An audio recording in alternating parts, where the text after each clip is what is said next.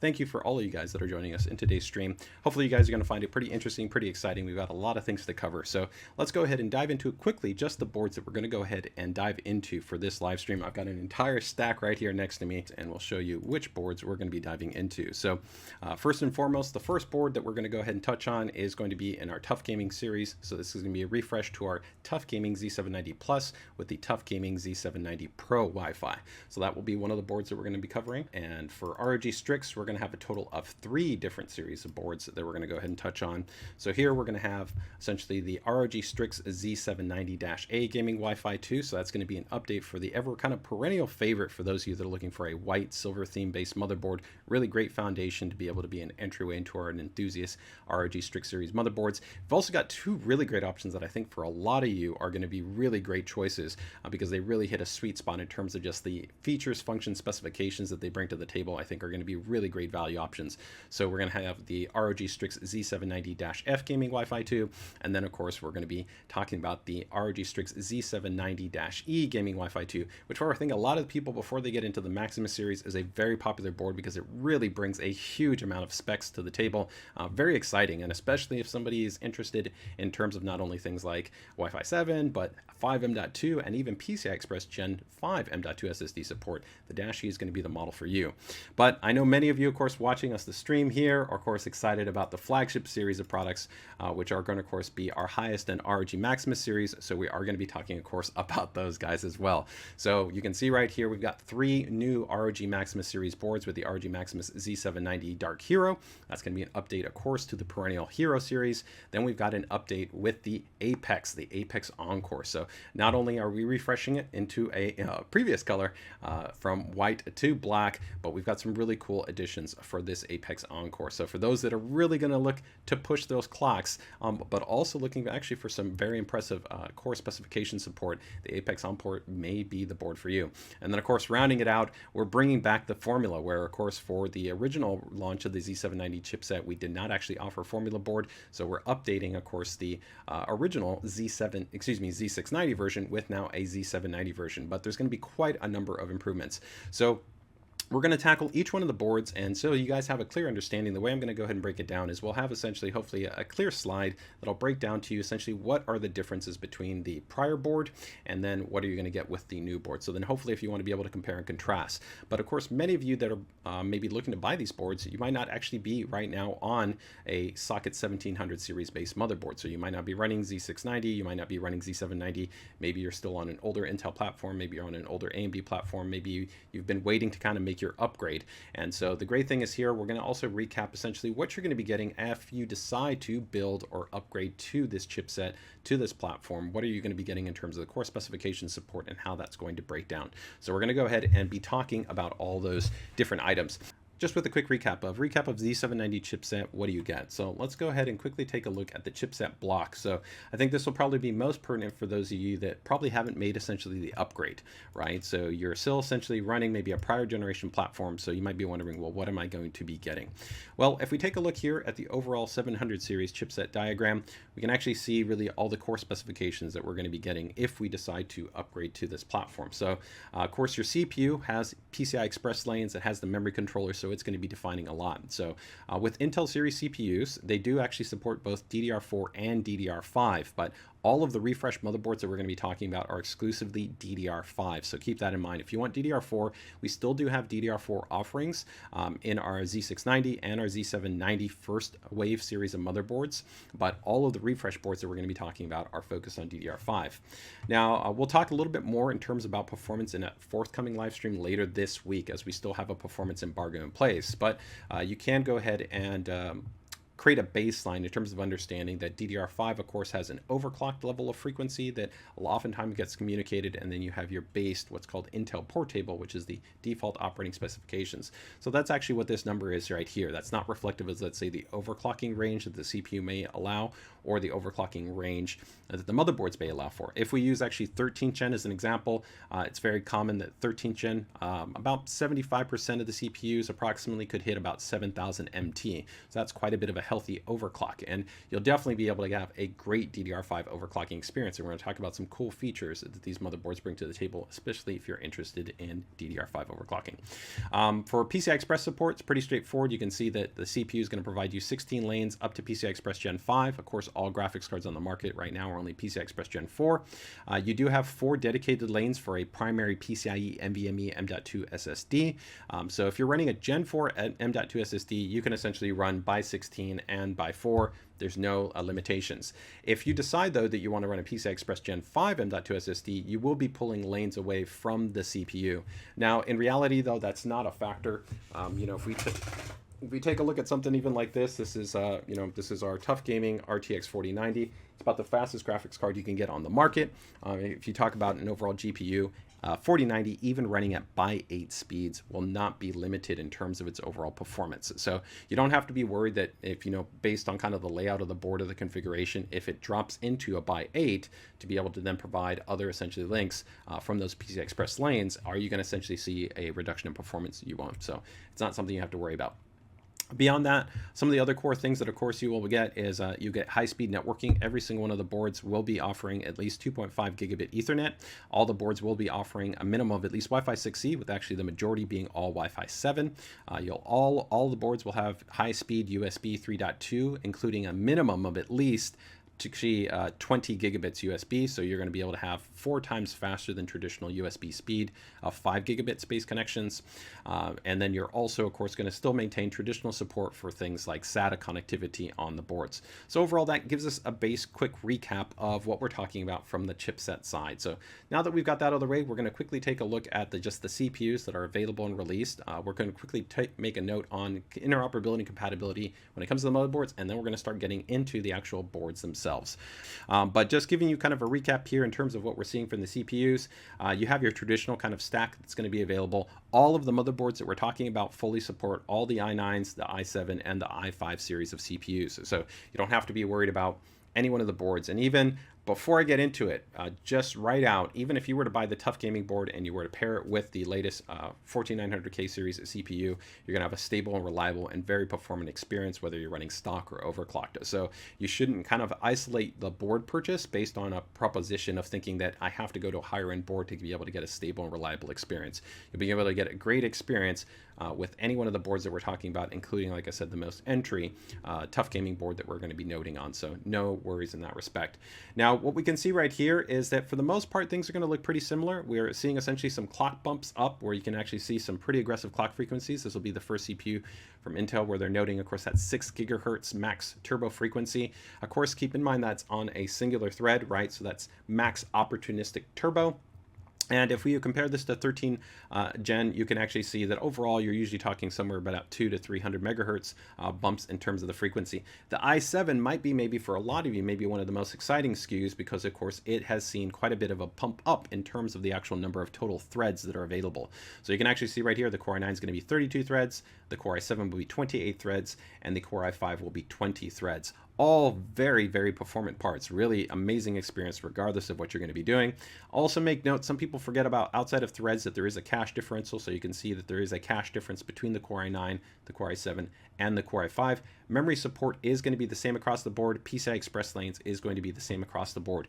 One thing I will generally note, though, is that generally because the i9 series is going to be the best bin series CPUs because they offer the fastest level of performance, we also generally see the best DDR5 overclocking margin from them. But we'll be talking more about that in our performance live stream. So as always, make sure to keep it tuned there. So I think that goes ahead and gets us covered in terms of the core stuff from the chipset side and the CPU side. And again, if you're worrying about if you have like a Z690 motherboard, or maybe you still want to buy a 690 board that we offer and it's on a great deal, maybe a Z790 series motherboard or B760 series motherboards, B660, all of our Socket 1700 series motherboards have all received UEFI BIOS updates to allow for interoperability, compatibility, and support for 14th Gen series CPUs.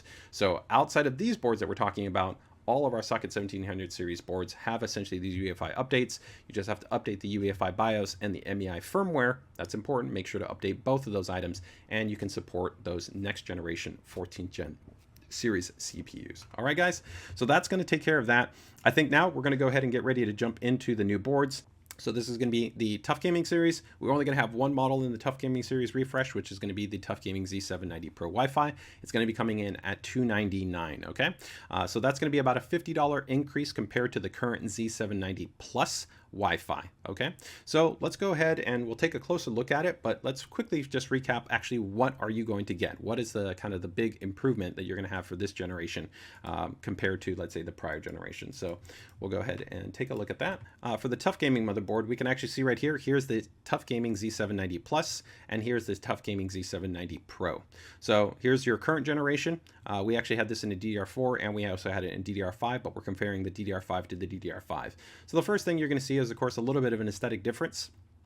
It's going to be pretty similar though. They're both monochrome series based motherboards, so they're not really, don't have any bold kind of colors to contend or compete with your build. They are pretty much a very black themed board, so if you don't want to even run any RGB, it's great. This board actually doesn't have almost any RGB on it anyways. There's pretty much only one RGB lighting zone right here, compared actually to the prior one. We actually had two RGB lighting zones, one right here and one right here. So for the most part, there's pretty much no kind of apparent kind of RGB lighting. So for those of you like Team Stealth, Team Dark type setups, then this board is going to be a great foundation. Overall, you're going to nominally see even better DDR5 overclocking support. The internal USB-C header, both of these boards had this, but the TUF Gaming Plus board had actually 20 gigabits on the rear, but it wasn't 20 gigabits internally. For this board, you actually also now see 20 gigabits USB-C internally. Now keep in mind your chassis may need to actually have specification support for that, but that's quite a bit faster. Default, you're usually seeing either 5 gigabits or 10 gigabits for the internal USB, so offering 20 gigabits is a noticeable bump up in terms of the performance. Now this next one is a really big one and one I'm really excited about. We've never offered our ASUS AiOC overclocking technology on our TUF Gaming series of motherboards. It's a really amazing feature. If we actually get a little bit closer right here, that little guy right there is one of the key reasons why we can now offer this feature, and that's because it's a hardware level feature. It's not just a firmware level feature within the UEFI, it's an actually amalgamation of everything from our power topology to actually the microcontroller that we put on the board to the firmware. And we'll go a little bit more into kind of ASUS AiOC, but the really cool thing about it is that it is CPU and cooler specific. So essentially, if you put in there, you know, a 13900K, a 14900K, a 14700K, 13700K, and then you had a 240 millimeter AO, a 360 millimeter AO, or maybe you had a tower heatsink, right? That is going to be weighted by the actual algorithm continually. It will monitor the actual cooling performance, it will monitor the actual CPU's quality, and it will give you an overclock that is specific to your CPU. So it's not just a preset, it's a quite advanced, mature, and very flexible feature where you actually have the ability to further fine-tune it in a lot of different ways, and we'll talk a lot about that a little bit later. This board now also sees the introduction of our AiCooling technology. This is essentially kind of like a more advanced version of our current set of fan controls, which are available in the operating system as well as in the BIOS, but it takes it further by essentially automating the process. It will automatically essentially make adjustments to the fans, bringing their fan speed down while actually monitoring the overall temperature. Generally, it will be about a 5-degree swing where essentially if it notices, hey, the temperature is pretty stable, I can bring down the fans a little bit more, the temps will go up a little bit more, but you'll even get a quieter experience, you'll get less power draw. Think about it kind of like if you were just sitting watching a stream, maybe checking out some email, looking at some photos, right? Watching a YouTube video, things along those lines. You could even go to a more kind of moderate system. And if you don't want to kind of worry about using fan curves or anything like that, you could just engage AiCooling and it will work directly by essentially taking that kind of that optimal approach at saying, hey, there's a little bit of margin here because the system's not working, and it'll even bring it down a little bit lower. And of course, the moment a load comes back up, it will ramp back up. AEMP II is a cool technology. Of course, we had a prior version of this where we can take actually memory that does not have an XMP profile, and we'll be actually able to allow for you to have a really streamlined overclock experience. And I'll show you an example of this. An example is you could buy like a kit of 5600 memory, and we can take that module and maybe overclock it to like 66, 6800, 7000 MT, and you don't have to know anything. You don't have to know about adjusting the voltages. You don't have to know about memory timing adjustments, any of these things. You essentially just go in there and you can select that. That I think is a really exciting feature for maybe the TUF Gaming series. So if you want to save even more money, SSD, not necessarily buy higher spec XMP memory, and you're fine maybe just running stock, but maybe you want to get some extra performance, AEMP II is a pretty cool option. We've also updated for this generation to actually allow for interoperability and compatibility, not with just 2 DIMMs, but actually also with 4 DIMMs, even though there's not many 4 DIMM kits on the market. Q antenna is a really cool new design that we have, which is a more seamless and easy way to be able to install the Wi-Fi antenna on the motherboard. QLED and DIMM DETECT. I will show you actually a demo of this. This is pretty cool. The actual LED diagnostic system that we have on the motherboard. There's 4 LEDs, one for the CPU, one for the DRAM, one for the graphics card, and one for the boot device. For this generation, we actually now have even a little bit more intelligence that if it doesn't necessarily detect the memory's actually been installed correctly, it will actually illuminate an LED on the board, letting you know, hey, you might need to actually reseat or fully seat the memory module. So it's not a full kind of comprehensive DRAM diagnostic, but it helps to kind of even take the QLED system even further to be able to give you some additional value. And the last item right here you're going to see is actually a little bit of a change of the slot layout configuration, where you can actually see here the slot layout. Here you had a physical by 16. Here you had a physical by 16, but electrically, of course, it wasn't an electrical by 16. And you can see that the slot arrangement has differed up. We went with this different configuration, which was a little bit more complementary to, I think, complement users that are looking for more flexibility in these lower slots for maybe expansion devices. Now, one thing I want to note specifically on this board, right, when we take a look at it here, is that when you're actually talking about a motherboard, you might see other competitors in the market that they will actually stack a lot of their M.2 all directly underneath this part of the motherboard. We tend to try to not to do that, and the part of the reason why is you'll notice here at the top we actually have, of course, our M.2 SSD slot, right? And that's fully isolated, so even when we have the graphics card in there, that slot is accessible. The other reason is you notice all the way down here where we have actually other M.2 SSDs, so there's one here, there's a second here, and then there's a third one right here. That actually is a little bit more advantageous than some competitors that might have like 3 slots all right underneath here, because then all the slots are going to be obstructed by the graphics card. And then also, even if you have a heatsink, you're actually going to generally have an increase in the thermals for those drives, because you're actually creating a little bit of a choke point, right? There's a little bit more restriction, there's a little bit more ambient heat that's pooling. So I can show this to you as an example. Let me just go ahead and put a graphics card. We'll take a look here at a display here. You'll actually notice one of the cool things right here is we actually have this cool little actually raised textured material. It's a little bit of a soft rubber material. It's nice. It gives it just a little bit of a textural element that looks a little bit different. I really like the look of the TUF Gaming series. I think they look really nice, really clean. Definitely have that kind of quote unquote TUF Gaming feel, right? You'll see right there, like I said, that small RGB lighting zone. You've got 3 ARGB headers, which is par for the course. Lots of fan headers that are going to be on this board. Tons of options when it comes to that. But if we scroll down to the board, well, not scroll down, but we move right here. Here we can see, of course, the PCIe slot layout, right? So here you can see you've got your primary M.2 SSD. Here's the graphics card. So I'm going to go ahead and take a graphics card. This is actually our dual series graphics card. I think this will actually be a pretty nice choice right here. This is our 4070.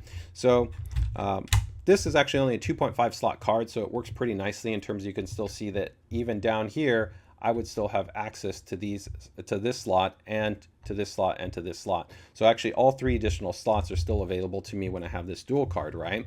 But one of the cool features that we first want to show, and probably most of you already know it, but all of the motherboards that we're going to show have this feature, which is the Q release design, which if you see, I can press down this button and then I can just remove the graphics card really easily. So it's a really nice option. But let's say you went to a higher performing graphics card. So let's say you want to kind of go for your min-max proposition, you want to go for a really high-end build, and we go with something like a 4090. Now 4090, you can see right here, is actually going to cover all of those slots. Now, even in this design though, you can still see this one down here, right?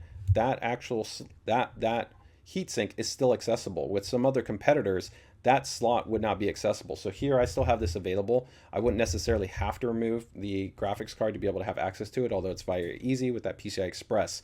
But thermally also this is a little bit better, right? Because at least here, this is a little bit more isolated, with some other competitors, essentially, you know, 2 or 3 of these slots are going to be all directly underneath this graphics card. So that's something that you may not realize, and you may not even see maybe some media cover in quote unquote reviews. But it is something that I would say that you kind of want to be mindful of, just to notice from a kind of design differential. All right, guys. So here, the next thing I want to show you, probably most of you are pretty familiar with this, but I do want to show you for those that might be kind of upgrading for the first time, maybe to a newer board, and you have a much older motherboard. Of course, this board does have 1, 2, 3, 4 M.2 SSD slots. Now, one of the differences on the TUF Gaming compared to some of the higher end models will be that none of these M.2 slots will be PCI Express Gen 5. They will support PCI Express Gen 4, which is great because that still gives you support for even direct storage. But if you do want PCI Express Gen 5 support, you will need to jump up to at least the ROG STRIX-E. Okay. Now, you can see right here, we've of course got our M.2 slot right there. And if I want to install it, the nice thing is, of course, if you guys haven't taken a look at this, is something that we, of course, released a while back on our Z790 series, but now it's, of course, on pretty much all of our new boards. But we have our Q-Latch design, which is really nice. So just like we had a really easy ejection mechanism right there, you can see right there, I've locked in the M.2 SSD. It's a really easy process to be able to install it. And it's on this one, it's on this one, it's on this one, it's on this one. So you have essentially 4 quick M.2 installation points right on the board and your heat sinks. Now, I will show you a little bit later on also that there will be a difference in the heatsink design. While you have 3 heat sinks that are on this board, the higher end boards, you will start to see what's called a dual contact heatsink design, which means that there's actually a heatsink and thermal pads on the underside. And that can be advantageous for larger capacity or even higher performing M.2 SSDs, although this is a pretty high performing one. This is a very fast 7,000 megabyte PCI Express Gen 4 drive. How many 3-pin? So Robert is asking us how many 3-pin ARGB headers does it have? So this one is going to be pretty much just like what we've done with all motherboards. Actually, every single board that we're going to talk about has the same. So right here, you can see you got one. This is your legacy. Of course, this is going to be your 4-pin. That's your 3-pin. And that is going to, and then we scroll all the way down right here, you're going to have another. So you have a total of 3 ARGB headers. So that's going to be actually on every single board. They're all going to have 3 ARGB headers. But, you know, it's important to kind of note that if you do feel that you need more ARGB headers, keep in mind that you can pretty much put one of these, like this is a splitter. You can put this on any header. And generally, in most situations, you can usually split out conservatively be 3, but I'd say in most situations, really for most devices like our fans, you know, coolers, LED strips, you can usually do between 4 to 6 additional devices connected to one single header. So you can easily connect, you know, 9, 10, 11, 12 devices on a system with 3 headers. You would just essentially be using something like this, like a splitter, or you could go out to a controller or something along those lines. The only thing you have to keep in mind that is when you use something like a splitter like this is that, of course, it will mirror the RGB signal across all the devices connected to that one header. Okay, here I do actually want to show you one of the Q kind of cool new features that we have, which is going to be the Q DIMM DETECT feature. So let me go ahead and take some DIMMs here. But what we actually want to show you right here is that there will be LEDs. There are going to be 4 LEDs, and I'll show this on the close-up cam. And what we're actually able to do now is we have a little bit of kind of sensing logic in here that kind of understands what might be happening when you're working with your memory. So let me go ahead and connect my power supply here. So give me 1 second. And the cool thing is, again, some of these features that I'm kind of showing you, they will be unilaterally on all the boards. So if pretty much you see it on a TUF Gaming board, it's going to be on an ROG STRIX board. It will be on the Maximus series board. There might even be a more kind of advanced version of it. Okay. And actually, you can already see one of the lights. So let's go ahead and toggle this over right here. So right here, you can actually see there. You see, guys, right there how there's an LED. Okay. So normally you always want to follow your A2 and your B2 banks for memory installation. That's always detailed within your manual. So you would always want to look in your manual and find out what are your primary operating banks. But you'll notice right there what happened. You'll see that the actual LED actually turned off, right? So pretty cool, right? So let me go ahead and do that right there. So you actually see if I opened up the latch on the memory, the actual LED came back on. So you'll see right there the LED is still on. So we're going to go ahead and now push that back, and you'll see that the LED turns off. So we have a little bit kind of more logic here. So in the past, you might have gotten a DRAM LED light to essentially let you know that maybe there was like a memory training issue. There could have been maybe something that could have been correlated to maybe like a DRAM overclock. If you had maybe too aggressive of a maybe a DRAM divider and XMP profile and your CPU didn't support that. But at least for some builders, now this even gives you a little bit more reference that, hey, when I'm putting together the system, if I essentially see that little light on, I might need to actually double check and verify that my actual memory is installed. So again, you can see right there how the LED is on. And I'm going to go ahead and now depress it, and you can see actually how the LED turns off. So that's what we're talking about when we note the QLED, but the DIMM DETECT feature. Essentially, that just allows you to have a little bit of an easier way to be able to verify that your memory is actually installed and it's generally working correctly. Now, of course, that means you still need to perform memory testing and things along those lines, right? But it just helps you to get a little bit of a an improvement when it comes to the DIY experience. So this is all part of kind of certain functions or features that we put on the boards to try to make things a little bit easier for you from a builder perspective. Before we finish that off though, I do want to go ahead and show one other cool feature. So of course, many of you probably know what this guy is all about, right? So this is actually the revised antenna that we released a while back ago, but it was still using an SMA-based connector. So essentially, this is going to be a threaded connector, so you actually have to screw it in. And so most of you probably are familiar with seeing this on a motherboard. If I go ahead and bring an older motherboard, even our older Maximus board, you'll see here that these are the threaded connectors. So we'll go under the secondary camera and we'll show you actually the difference between the new design that we're going to have, which is called Q antenna, and then the older design. So let's go ahead and take a look here. You'll see those are actually threaded connectors. And so normally what you would end up doing is you would kind of take that connector and then you would screw it on. It takes usually about like 5 turns, so you can see right there. But then sometimes you would end up with this where you would twist the cable, and sometimes it could be a little bit kind of twisted. It could be a little bit weird, right? So same thing there. Okay, so now I've gone ahead and put both of them in, and you'll see that that's what I kind of got. I got this like little twisted kind of weird knot, right, that's happened there just from kind of the screwing them in. You can also have the issue that if you don't actually connect these fully flush, you can actually have interference and signaling issues, which actually can affect the performance of your actual Wi-Fi. So you do actually need to make sure that they are fully connected. Also, a lot of people don't realize that these are required. You actually need to connect the antenna to make sure your Bluetooth is operating correctly. So what we did for this new generation is we actually changed the design. So we actually have something that we call our Q antenna. This is going to be the new antenna right here. So this is actually a push fit connector as opposed to your threaded connector. Okay, and so this is a much easier way to be able to go ahead and connect the Wi-Fi. So let's go ahead and now just see how that would connect on our TUF Gaming motherboard. Now this one right here, on the TUF Gaming, it's going to be Wi-Fi 6E, so it still will offer very fast actually speeds. If you pair this up with a Wi-Fi 6E router, you can still actually get over gigabit Ethernet speeds. You can actually get, anywhere between about 1,000 to about almost 1,500 megabits, so 1.5 gigabits. So you'll see right there, there's the connectors, and all I need to do is just push that in, and it snaps in, and then pushes in and it snaps in. So that's it. And it does have a little bit of essentially like a magnetic design here. So there is a little bit of a threshold that it doesn't just pop out. So if you notice right here, if I'm tugging, and we also do have strain relief that we'll see right here that we've put on the cable. So there's strain relief to mitigate you actually damaging that. But I actually have to kind of pull it out and then it will pull off. But you can see really simple to be able to go ahead and connect.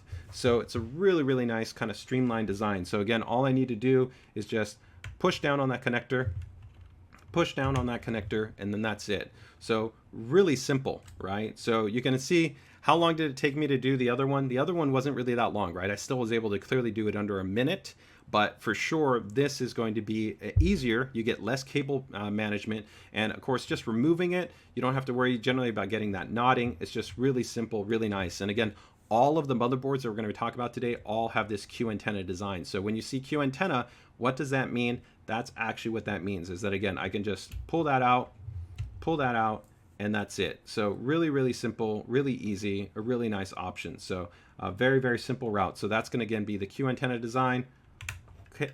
You just want to push in until you hear the click, push in until you hear the click, and then that's it. You're good to go. So very, very nice, very easy, very simple. So there you guys go. That is going to be the Q connector design, the Q antenna design. Even here on the TUF Gaming motherboard, it will still have that feature. Okay, so that's another innovation, and that's really what ASUS is known for. You know, I mean, we are really kind of the industry leader at offering so many of these cool, kind of subtle, small things that do make the build experience just that much better, that much easier, that much simpler. So that is all part of our Q design philosophy. So you know, again, we showed off there, what did we have? We had the QLED with the DIMM DETECT, the Q release, the Q-Latch, right? The integrated Q shield, right? There's so many of these different design features that we introduce to really try to be able to improve the experience for the PC DIY builder. For the Q antenna design, we also have a new updated software suite that's actually pretty cool. It will help you within the Armor Crate software to actually point the antenna in the right direction. So it actually accounts for directionality. It can give you signal strength information. So if you actually make adjustments, you can help to improve the overall experience when it comes to your actual Wi-Fi as well. Taking again a look here in terms of what we have for the difference. Again, the TUF Gaming Z790 Pro will be coming in at $50 above the Z790 Plus, so $299.99, essentially $300. What are those upgrades? The aesthetic, the DDR5 overclocking, very solid. I can tell you already, I can't give you 14th gen information. Make sure to watch latest stream. But I can tell you already with 13th gen, I ran no problems, 7000 MT, which I think for a lot of people will probably be even higher than what they would probably pair with a TUF Gaming motherboard. But no problems running 7000 MT with like a 13th gen series CPU. 20 gigabits internal USB-C. ASUS AiOC technology, the AiCooling technology, the AMP technology for easy, essentially non-XMP based DDR5 overclocking, the Q antenna design, the QLED with the DIMM DETECT, and then that PCIe slot layout revision. And in case anybody's wondering, some people like to see the box. This is what the box looks like, pretty straightforward. I do want to show you guys just something small, and we'll show you this actually on another ROG STRIX board. But one change that we also went ahead and made for this generation is the support documentation has changed a little bit. So TUF Gaming, you still get your basic things like you're going to get your cool little TUF Gaming stickers. I love these. These are really they're very nice quality stickers, actually. But one of the cool things that we did is we revised our quick start guide, and we essentially revised the manual. So if you need the full manual, you can go to the website and you can download the manual, but now it's a much smaller piece of documentation. On the ROG ones, it's actually going to be in color, which is pretty cool. But we actually have a cool little guide. So let me show this to you quickly. So if we actually take a look here at our quick support document, you'll see that the immediate kind of top level guide might be quite a bit more useful to, I think, builders out there when they're trying to figure out what's kind of going on as far as where all the connectors are. So you can see right there, we've gone ahead and called out immediately in that first visual just where all of your physical connectors are, so you can easily reference that. So I think this is actually a bit easier. You can see then there's an immediate QR code that you can scan with your phone if you need to be able to go ahead and pull up the manual information.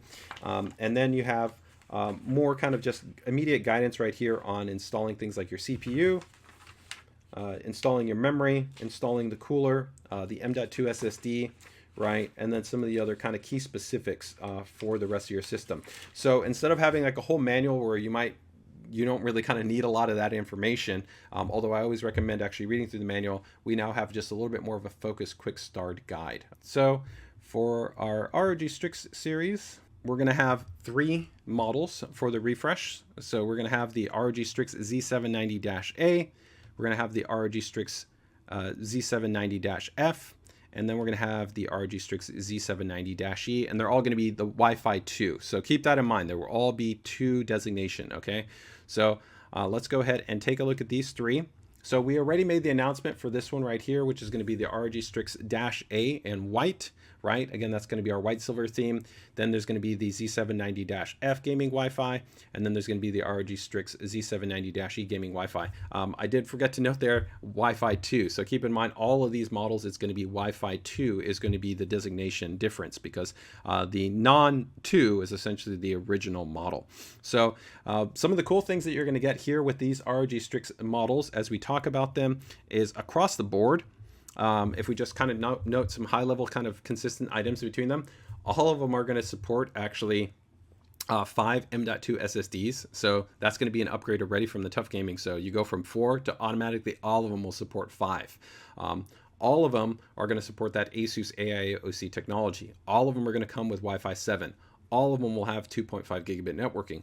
All of them have Supreme Effects isolated audio design.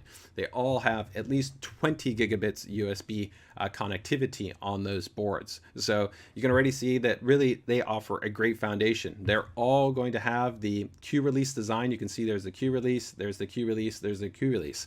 Another update that we also previously made is that all of these models will have a clear CMOS button on the rear. So even going down to the Dash A, historically we used to reserve the clear CMOS only for the Dash E, but we've gone ahead and moved that down. So you now actually, for overclockers, you can have that little bit more of that benefit. Also for troubleshooting, having that clear CMOS can be advantageous as well. So they all have that functionality as well. So those are all going to be consistent points between all of them. All right, but we'll talk about the differences between each one of them and how they compare to their prior generations. Okay, so let me go ahead and get our first board up, ROG STRIX Z790-A Gaming Wi-Fi 2. I love this. I'm putting it right next to, of course, our other white-themed motherboard, which we will still offer. We will still offer the Prime Series motherboard, so you still have that as an option if you want to go with that. So we're going to take this out, and I'm going to show you a couple of cool things. Now, one thing it's actually kind of cool. It's a little bit of a sleeper thing. You'll tell me, guys, in the chat how many of you noticed, and I'm going to check in the chat if anybody has any new questions in a moment before we get into feature differences. But you saw that I had the ESD bag. We also do give you this little pad, and I actually like using the pad because when I'm doing my setup, tell me if you guys in the chat, do you use your box for initially first setting up your build? If you do, what might you normally do? Well, you might put your motherboard down, and then you might put, actually you put the box and then you put the motherboard. But sometimes the disadvantage of that is that, of course, the back of the PCB, right, you've got, of course, all those little pins, and you can scratch your box. If you're part of the team that likes to protect their boxes and you want to keep your boxes all pristine, then it's nice. It's just a nice little subtle thing, right? You guys normally see probably here when I'm doing these streams, I have access to these really nice PCB boards that I use, but you guys probably don't have any of these PCB boards, right? So overall, I think that's a nice little addition. I'm also going to show you guys just a couple of things that come into the box really quick before we get into the feature differences. The antenna that we showed you, that Q antenna design, that antenna is also white. So if you're on that team white setup where you got to have everything that's trying to look really, really consistent, even the antenna now for this generation is white. So that is pretty cool, because in the prior generation, the antenna was still black. You still get your ROG right here. This is going to be your keychain. All of the accessories come in just one bag right here. So there's going to be actually your SATA cables, a secondary thermal pad, some zip ties. You got the ROG stickers. Really nice, again, these really nice stickers. Okay. And then again, your quick start guide, but you'll notice here, if we take a look here at the quick start guide this time around is in color. Ooh, color, right? So really, really easy, just nice reference for that quick start guide. Okay. All right. Enough of that. Enough of the box. Let's go ahead and now take a closer look at this model and what the differences are. So what's going to be the difference here? Difference here for this model. So we can see right there. So what are you going to have between the prior gen and between the new gen? So you can see the first thing is a little bit of an aesthetic revision. So overall, it's going to be pretty similar, right? It's going to be largely silver and white, and then you're going to, of course, have your black contrast. It's a great choice, again, for a white-themed, silver-theme-based build. Another upgrade is going to be going up from that 4 to that 5 M.2 SSDs. Now, keep in mind that your 5 M.2 SSD slots. You don't have PCI Express Gen 5, so this is PCI Express Gen 4, but they all have M.2 heatsinks. So compared to like the TUF Gaming motherboard, which had 4 slots, but 3 had heatsinks, this one actually goes to all of them actually have heatsinks on there. This one you can also see is going to give you Wi-Fi 7 with the Q antenna design, so that easy, quick antenna design. You're going to get that QLED with also the DIMM DETECT. You'll see that there's a little bit of a tweak here to the PCIe slot layout, which you can see right here. We actually had a physical by 16 slot. Of course, it's not electrically by 16, but you'll see that because, of course, the expanded M.2 SSD support, we had to actually make revisions there in terms of how the slot layout works. So there is a little bit of a different slot arrangement on the board. For most of you, though, this won't be a factor because most of you would probably be just having a GPU. It could be, of course, up to this 3 slots where it covers all this, and then you would essentially have that 1 slot available to you there.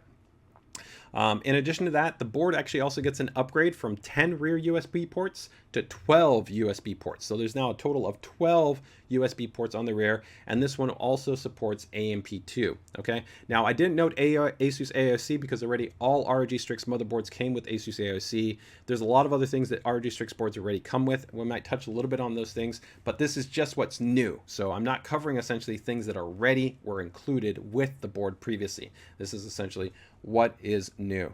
So you can see a really nice, just clean, soft ROG eye right there. It's got a nice little mylar kind of material to it that gives it a nice little kind of sheen. Looks really good. I'm going to go ahead and do that peel right there.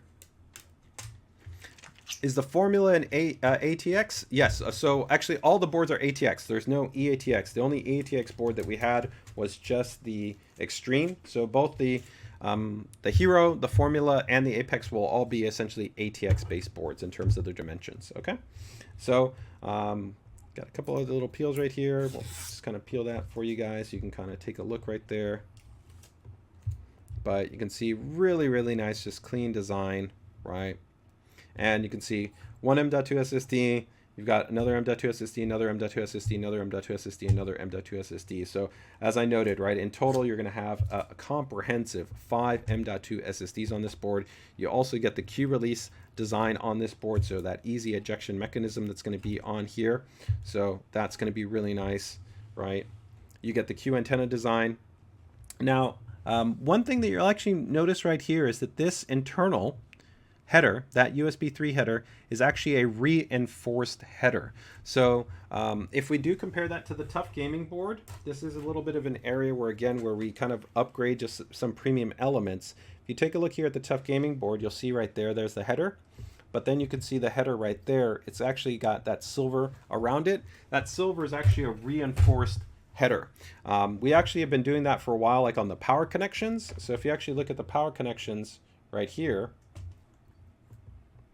so these are the actual power connectors. You'll actually see right there, those are our ProCool power connectors. They actually have a reinforced housing, okay? And they also have solid pins on there for improved current handling, better actually efficiency as well. But that's a reinforced header, because sometimes with that legacy cable, it could sometimes actually shear the actual physical housing off. I've actually had people that have showed me, hey, I plug in the connector, I pull it out, and they literally pulled the plastic off of the motherboard. They disconnected it. So that's a reinforced header. So it's just a little bit more of a premium design on the board. Okay, so that is something else to note of. Another little thing that'll be kind of just subtle, but you'll start to see on the ROG STRIX boards. So you can see right here that there's actually a protector. So right here we have the CPU fan header, and here's the CPU OPT header. You can actually see if I remove this, there's actually a little rubber protection cap. So that little cap actually helps to make sure that those pins sometimes don't get bent or damaged. Sometimes you get some people when they're installing things, they push these things and they push the headers down.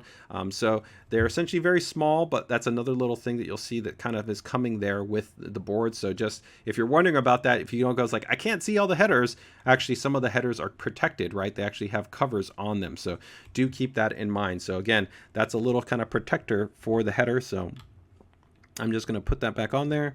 There's one for that CPU fan header, and this is one for the CPU OPT fan header. Okay, so there you can see the overall design. Very nice, very clean. Okay, in terms of kind of your rest of your connectors, nothing kind of too much to note.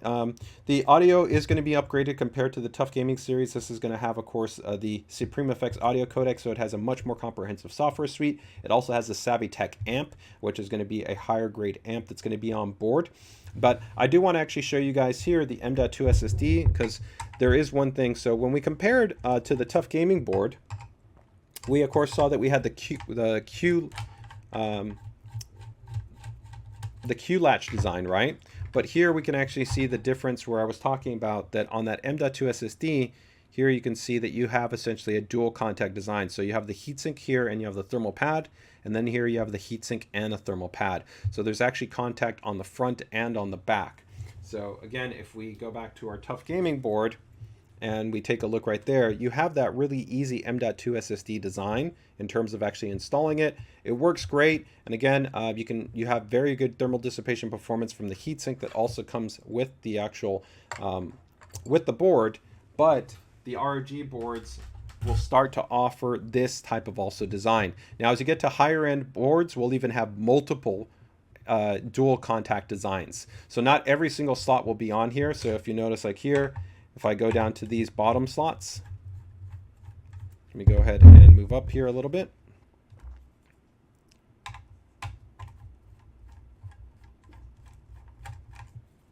Okay. You'll also see one thing that we did, and we already have done this now for a couple of generations, but the screws here on the heat sinks, they're captive. So if you notice, they don't come off. So you don't have to worry about kind of losing that screw. It's a captive screw, so it'll stay on the heatsink. But if you notice right there, you can see here, right? Here's one M.2 SSD slot. Here's another M.2 SSD slot. Here's another M.2 SSD slot, right? This one, of course, is giving you the Q-Latch design, so very easy design to be able to put it in, but it's not a dual contact, okay? But generally, you only would want dual contact for like the highest performing drives, so like the absolute fastest Gen 4 drives, or of course the new PCI Express Gen 5 M.2 SSDs. That's where ideally you would want to do that, or very high density drives, because very high density drives, they can have NAND on the back and also on the front, so they can benefit essentially from additional thermal dissipation. Okay, so that is going to be the ROG STRIX Z790-8 Gaming Wi-Fi 2.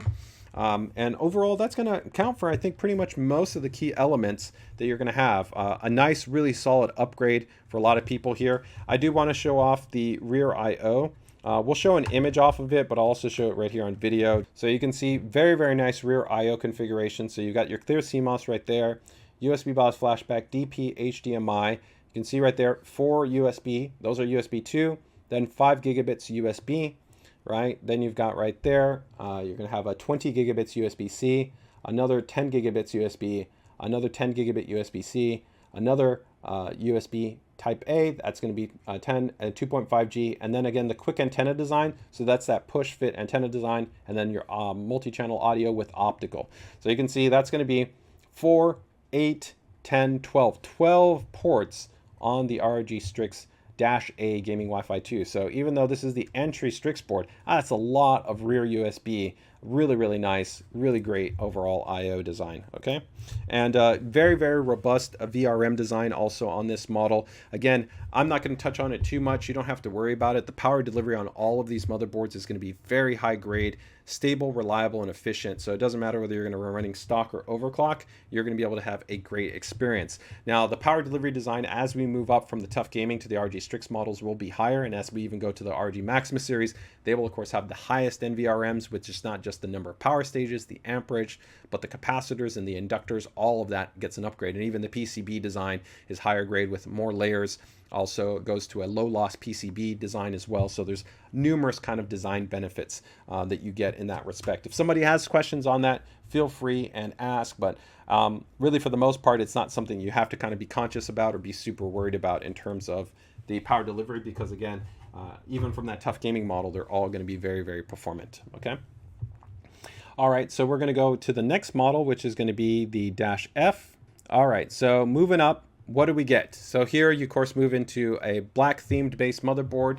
You can see again the prior generation between the between the Z790 original, so essentially no Wi-Fi, no Wi-Fi 2, right? Just essentially version 1, and then the second version. So what are going to be your upgrades? Pretty straightforward, right? Just like the other boards that we've talked about, you're going to be moving up to an aesthetic update, 5 M.2 SSD slots. Still, those are all going to be PCI Express Gen 4, so no Gen 5.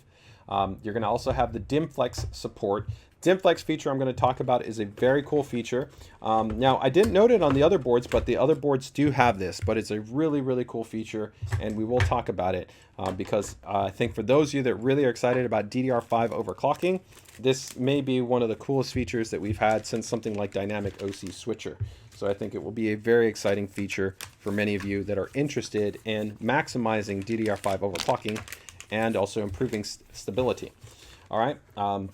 Wi-Fi 7 again with the Q antenna design, PCIe slot layout revision, and then more USB ports as well. This one is going to be giving you your 12 USB ports and then also AEMP II. So overall pretty similar to kind of like the Dash A, but we do also get a couple of other things. Keep in mind that when we're looking at this board, take for instance some of the upgrades that you might see is this board also has a start button, right? Where the prior board didn't have a, let's say, start button, right? So that's an example of, again, I'm not talking about the immediate differences just between like the Dash A and the Dash F. There are other spec upgrades that you're going to have there, but that's an example of kind of where they differentiate. Here, I'm immediately comparing just the prior the Dash F to the Dash F. You can see overall same kind of really nice just design aesthetic that we have with that nice, just kind of clean, large ROG eye, a little bit of that kind of diffuse in there with that LED strip to give it a nice kind of softness, which I think is quite nice. Okay. You still have the same little kind of protectors that are going to be on here. Still 3 ARGB headers. They're going to be on there. You can see that you've got the start button on there. You still also have the reinforced USB 3 header that's also going to be on there. You also have, of course, the Q release, right? Because like I said, all of those things are going to be consistent between all the motherboards. You won't see that there's going to be any difference between them. They'll all have that same design implementation, right? The heatsink will even be a little bit larger on this model for the actual primary M.2 SSD, but it's not, again, large differential, but it's just something that kind of, if you're wondering about it, it is going to be a little bit larger right here. And then we'll move down here. I really like this cool little kind of gradient pattern. I think this looks really, really nice.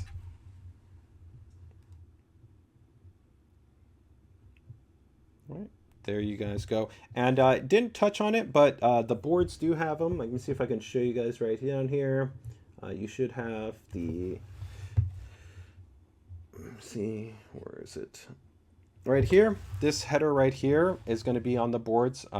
So all the Maximus series, they do have Thunderbolt except for the Apex, but this is a Thunderbolt 4 header. So if you do want to be able to support Thunderbolt 4 on this board or the Dash A, or actually even the TUF Gaming SKU, you have the Thunderbolt 4 header, so you can get our Thunderbolt 4 expansion card.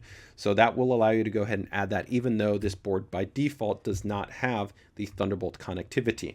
And again, this one, just like the Dash A, will have the dual contact based design. So again, I'll just show that to you for reference, right? Where you can see, again, there's that dual contact design, right? One heatsink, one thermal pad, one heatsink, one thermal pad. And this one will be just like the Dash A, where you'll have up to 5 M.2 SSDs. Again, no PCI Express Gen 5. That will be on our next one with the Dash E, okay? And you can see right there, another 2, and then another 2. So that's where your total of 5 is. And again, here you still have that same kind of design sensibility that we talked about compared to some of the other competitors in the marketplace, where I think that, again, you've had a little bit of, you know, maybe a different kind of perspective in terms of the thermal balancing is with our design. Right here we have one always isolated, and then here this space we've tried to mitigate having an M.2 directly underneath there, and they're more isolated, just like what we showed on the TUF Gaming board. So again, even here, if I put my 4070, you can actually see right here, those are still accessible. And on top of that, they're more isolated, where some competitors directly, that 1 or 2 M.2 SSDs are going to be right underneath the actual graphics card, right? Okay, so that's going to be the ROG Strix Z790-A, excuse me, -F. as opposed to the Dash A. So we can see right here from the bottom right, we've got optical gold-plated audio connectors, Wi-Fi 7, of course, which is also going to be for the Bluetooth 5.4. You can then see right there, you've got your USB-C, you've got another USB-C, so this is 10 gigabits, 20 gigabits. That's going to be 2 ports right there, 2.5G networking, 4 ports right there.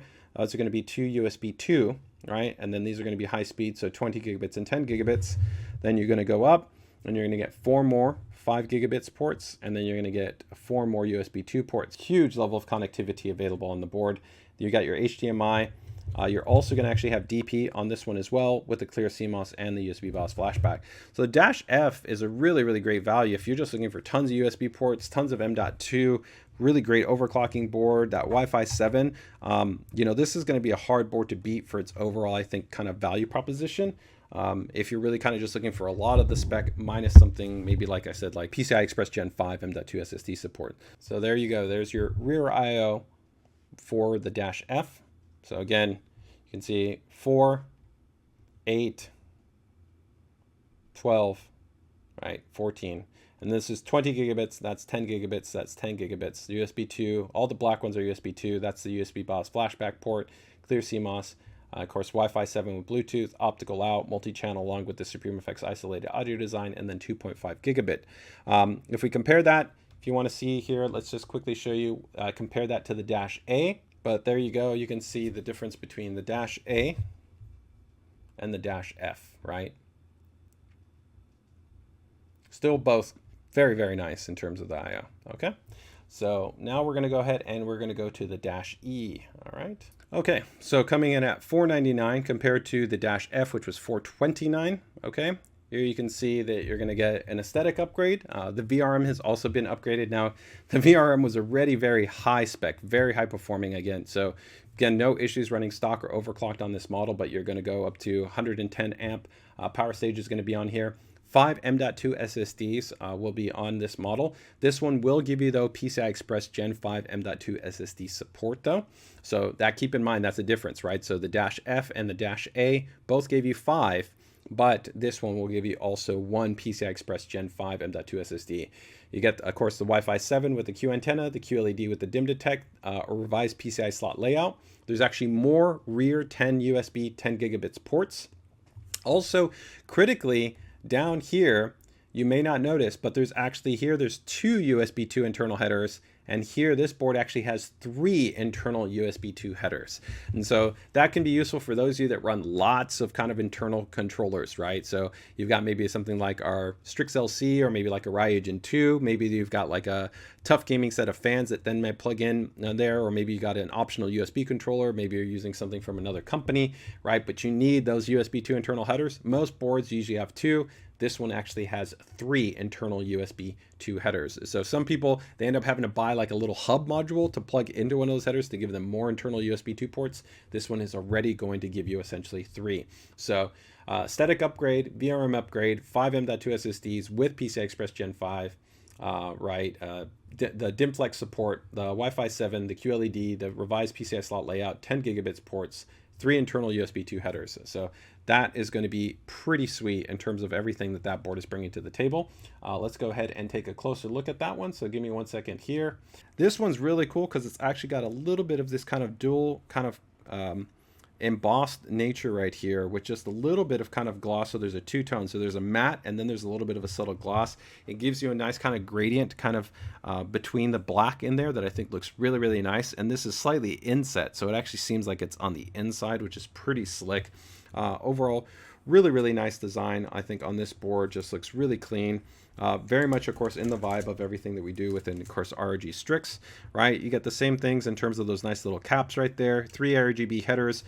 You do step up to things like the debug LED display on here, but you still also get the QLED with the DIMM DETECT technology. You, of course, have the start button that's also on this board. You get the reinforced USB header. Of course, if we scroll down, you can see right there, you, of course, have the Q release for the ejection. You'll see on this board has a much larger heatsink for the primary M.2 SSD slot. And the reason why this one's even larger than, of course, the prior model, and I'll show you here from the side profile just how much bigger it is. You can see right there that there's a whole, essentially, there's a heat pipe. So you'll see actually right there, there's a multi-stage heatsink, and then there's actually a heat pipe that connects to this large portion. So this is a very, very large and dense heatsink. And that's because this primary slot is going to be designed for PCI Express Gen 5. So these latest generation PCI Express Gen 5 M.2 SSDs, you really want to make sure that they're very much under our ADC, because if they don't, they will actually thermal throttle consistently and you won't be getting that maximum performance. Although in, of course, real world workloads, you generally are not going to be seeing the same type of sequential performance you had when you benchmark a drive. But you do want to make sure that these drives are essentially well cooled to be able to ensure that they get the best performance. So that is a big upgrade here, is that you just get a much larger, much denser heatsink for the actual primary M.2 SSD. So you also have that dual contact design, 5 M.2 SSDs that can be supported on here. If you roll down to the bottom, you can also see right here that you've got 1, 2, 3 internal USB 2. Some people might not know what this little switch is right here, but this is actually pretty cool. This is an alteration mode switch. And so what this actually allows you to do is that if you were going to use a riser cable, this will actually let you to toggle between different PCI Express operating modes for that riser cable. So you could go from like Gen 4 to Gen 3. Normally you would end up having to kind of remove the riser cable or default to the integrated graphics, or do kind of like a whole rigmarole of having to go into the UEFI, change settings to be able to resolve the issues you might have with the riser cables. But now you can just use this toggle switch for that, and it'll do it without you having to remove anything. So this can be really, really handy in terms of troubleshooting or resolving riser cable based issues. You can also use this switch as a toggle in the UEFI for fan control. So if you actually want to have fan control like a low, medium, or high, you could have like low, medium, or high speed in terms of your fans, and you can just toggle with that. You have to change a switch in the UEFI to, instead of have this working for the PCIe, then you would have it work for your fan control, but you can do that as well. Same thing, premium high grade so Premium FX isolated audio design with, of course, the Sonic Studio software suite. Also, of course, you get improvement in terms of the Savitech amp that's going to be on there as well. So overall, really, really nice upgrade. I think probably for a lot of people is going to be the sweet spot for like the high-end enthusiast board. It's a really, really great choice. I mean, the Hero has an amazing set of features and functions that are really, really cool, but I think this is going to be a great choice for a lot of people that are looking out there. So let's go ahead and quickly take a look here at the I/O for the Dash E. And again, you have that reinforced USB 3 header, right, that we showed on the other models. That very high performance upgraded VRM assembly, again, stock or overclocked. You're not going to have any issues. It's going to be a great board in terms of that. It does have ASUS AiOC, but all the boards that we're talking about all have ASUS AiOC. You'll see right here all the M.2 SSD slots, and this one also has that dual contact. So when we move into the Maximus boards, you're going to see start to have multiple dual contact M.2 SSD slots. So if that's something that's really important to you, to have the most thermal performance for your M.2 SSDs, that will be a differentiation point, but we'll touch on that when we get to the Maximus boards. And there you can see on the rear I/O, compared to like the Dash F or the Dash A where you saw some USB 2 ports, here you're going to see that all of the ports are essentially high speed. So you can see that's 10 gigabit ports, 10 gigabit ports, 10 gigabit ports, right? That's a USB bus flashback port, but that's 10 gigabits, 20 gigabits, and 10 gigabits. So it's 2, 4, 8, so that's going to be 10, 12, so 12 total ports, clear CMOS, USB bus flashback, HDMI, DP, 2.5 gigabit Ethernet, Wi-Fi 7 with Bluetooth, and then your optical with full multi-channel audio output as well. So great I/O. So this is a really, really great choice. I mean, it's going to be hard to beat, I think, for most people in terms of you really needing to go into the Maximus, unless you want some of those really cool Maximus level features. And there's some really cool stuff.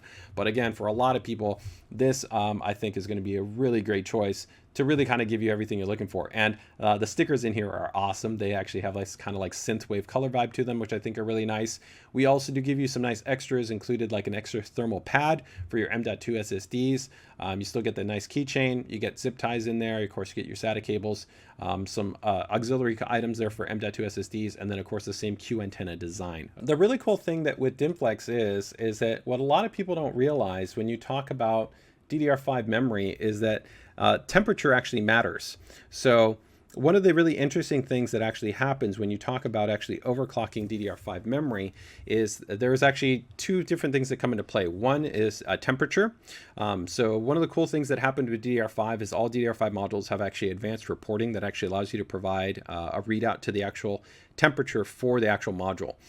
This can be advantageous because generally the cooler the memory module, generally the better it is at being able to hit higher frequencies with more stability, especially under sustained workloads. You may not realize, but over time, of course, the module will heat up as more actually data is being passed through. That can also be a factor, of course, as you also increase voltage, which generally overclocked DIMMs are running higher voltages than your default standard, right? All of those factors come into play. Also, what's called memory training, which happens when your system starts up, can actually be influenced by temperature. So one of the really cool things that our team developed here is actually a new patent pending process that actually requires additional hardware sensors along with firmware. So there's a combination of both to be able to actually do some polling of actually the memory and how it's operating, and then actually allowing you to define different operating targets depending actually on the thresholds that the memory is operating at. So what you can see right here is that we have a profile of, let's say, 8000 MT. So that's a very aggressive DDR5 overclock, right? That's about the fastest memory you can get openly on the market. And we have a feature that you'll see right here that's called DIMM Flex. Now, these actually presets will allow you to actually dial in specific parameters that are in alignment with specific temperatures. Because actually what can happen, and many overclockers know this, that experience, or maybe you might have experienced this intermittently, where I tested everything and everything was stable, but then later on it wasn't stable. Part of that reduction in stability could have actually come from the fact that it was actually at a different temperature. And here, what you can actually have it do is that depending on the temperature, it can actually load in a different set of presets. Based on those presets, you can actually essentially target performance, but you can also target maximum stability. And one of the really cool things that got introduced with DDR5 was essentially a dynamic ability to have actually the memory be adjusted in real time. So this can actually be all done in the background once those parameters are dialed in to allow you to kind of maximize to the highest level of performance. But in the event that the actual temperatures were to introduce a point of instability, you could actually have a dialed in value that would allow it to actually essentially kind of revert down to essentially a maybe a looser set of timings, right? Or maybe a drop in the memory divider, or whatever the corresponding delta is that you need between stability and performance. And that is a really, really cool level of functionality. Now, for many of you, you may not need to utilize this in terms of kind of a performance tuning part for your DDR5. We are introducing this feature really to be able to provide enthusiasts more granularity to be able to achieve stability, but also for users that are really aggressively looking to be able to take advantage of the highest level of DDR5 overclocking. So if you're probably, I'd say, in the category of like 7000 MT and below, you probably don't need to take advantage of something like DIMM Flex. But if you're maybe in that space of going over 7000 MT, so you're in that 74, 76, 78, 8000 MT or higher, the DIMM Flex technology could be very advantageous to you being able to essentially dial in a higher level of stability. So this is a new feature that is exclusive to the refresh motherboards. While AEMP II you will actually see introduced to other essentially Z790 based motherboards with a UEFI update, you will not see the DIMM Flex technology on those other motherboards because it does actually require essentially a hardware-based revision. So do keep that in mind.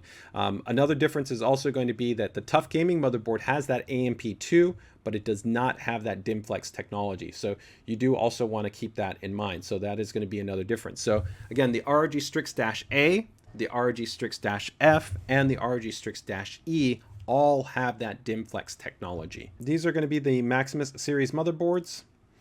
So if you're not aware, Maximus is our flagship series. This is where we put the most effort when it comes to kind of features, function, design, innovation, performance, kind of putting in all those little extras, right, to be able to really give you the absolute kind of premium, really amazing base boards, right? So I think you already saw that we've got a great foundation with TUF Gaming and with the ROG Strix series, but if you're looking for the next level, that's what Maximus is all about, offering you a premium design aesthetic, premium build quality and features and functions, flagship level specification support, right? And just overall kind of a holistic experience that when you talk about a flagship series based board, that's what you're going to be getting with the Maximus series board. So let's go ahead and take a look. We've got essentially three that we're going to have here as part of this lineup.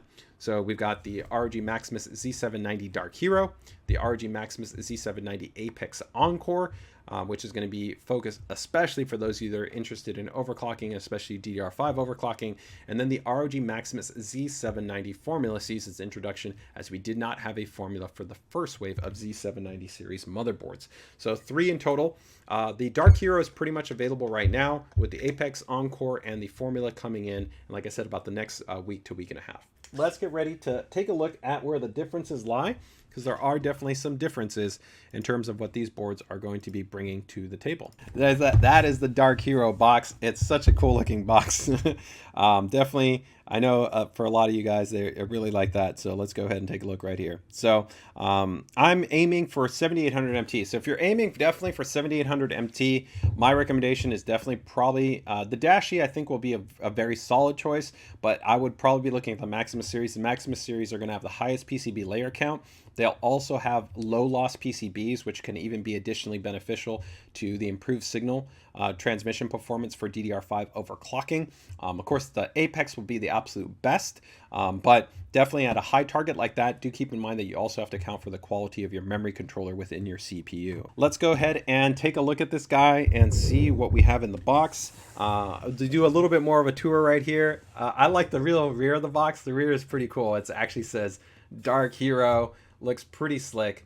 Of course, we have this little kind of protective cover. Some people get confused. The Maximus series don't come in ESD bags, so don't think that there's anything wrong with that. Some people wonder about that, but no, there's no ESD bag. It's a very heavy board, but a really beautiful looking board. Now, I already took the peels off of that. I think it actually looks fantastic with no RGB lighting on it, which is the way that we design the board. We design all of our boards to look great with no RGB lighting and then with RGB lighting. It's got a really premium just design aesthetic to it. So we're gonna go ahead and take a closer look here. Now just some of the little items right there. I'm gonna show you right here. You get your nice little sticker pack right there. It's a dual sticker pack right there. So there's actually one set right there and there's another set on the other side. So if you're part of Team ROG, you wanna be showing your ROG pride right there. You got your sticker pack. As I noted right there, you get that really nice color quick start guide that also comes included with the Maximus boards. That's another difference, of course, on the Hero. You have that really premium heatsink. Excuse me, well, it's a heatsink, but also a backplate. You can see that huge, massive backplate. But that's really nice too, because of course, it just makes it nicer to hold when you're putting into a system. You don't have to worry about your fingers touching that or kind of potentially nicking or kind of getting cut open or anything like that. But also, even if you lay it down, it's actually okay. You can just lay it down. You don't have to worry about scuffing something. So the backplate is nice. It's also can be beneficial for heavy torsion. So if you've got really, really big, dense, maybe like water blocks or like a monoblock or a really big, large, like, you know, dual fan cooler from Noctua or from, you know, Thermalright or something like that.